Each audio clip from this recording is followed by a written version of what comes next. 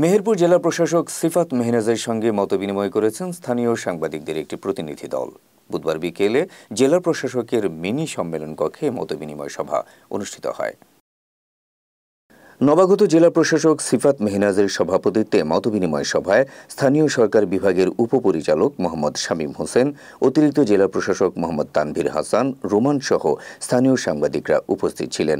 মতবিনিময় সভায় নিজেদের কর্মদক্ষতা প্রমাণ করার এখনই একটি ভালো সময় বলে মন্তব্য করেন জেলা প্রশাসক সিফাত মেহনাজ।